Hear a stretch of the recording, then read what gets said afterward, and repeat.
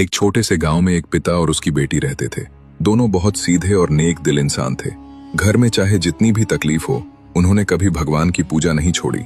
सुबह उठते ही सूर्य नमस्कार से लेकर रात की आरती तक उनका पूरा दिन भक्ति और शुक्रगुजारी से भरा रहता था।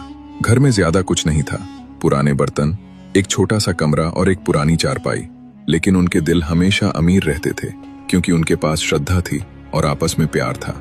फिर एक दिन अचानक पिता बहुत बीमार पड़ गए। बुखार इतना तेज था कि बिस्तर से उठना भी मुश्किल हो गया और उसी समय नवरात्रि का पवित्र त्योहार आने वाला था। बेटी बहुत परेशान हो गई, एक तरफ घर का काम, दूसरी तरफ पिता की सेवा। रात को जब सब सो जाते, वो मंदिर के कोने में बैठकर भगवान से रोते हुए प्रार्थना करती, हे भगवान, मेरे पिता मेरा आसमान है, उन्हें ठीक कर दो, इस नवरात्रि हमारी लाज रख लेना। नवरात्रि शुरू हो गई, लेकिन घर में न राशन था न पैसा, बस थोड़ा सा आटा और पानी।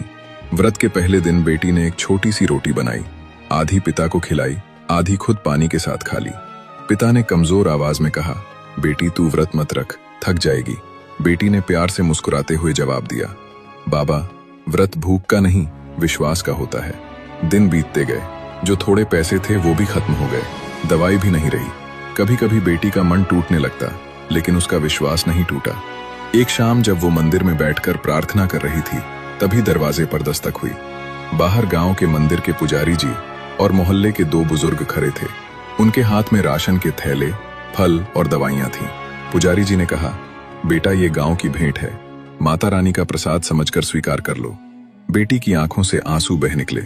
उसने हाथ जोड़कर आसमान की तरफ देखा, हे भगवान, तू देर करता है लेकिन अन्याय कभी नहीं करता। उस दिन के बाद धीरे धीरे पिता की तबीयत सुधरने लगी।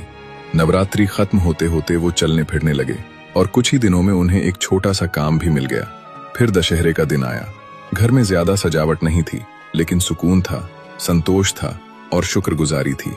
पिता ने बेटी के सिर पर प्यार से हाथ रखा और कहा, बेटी याद रखना, गरीबी से कभी मत डरना, लेकिन भगवान से दूर होने से जरूर डरना।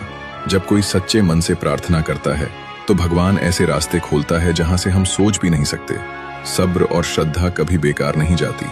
जो भगवान पर भरोसा रखता है, उसकी मदद कहीं न कहीं से जरूर होती है, और माता पिता की सेवा करने वाले को भगवान खुद अपने हाथों से संभालता है। बेटी ने पिता के पैर छुए और मन ही मन भगवान को धन्यवाद दिया। सीख, सच्ची श्रद्धा और धैर्य का फल भगवान जरूर देता है, बस विश्वास बनाए रखो।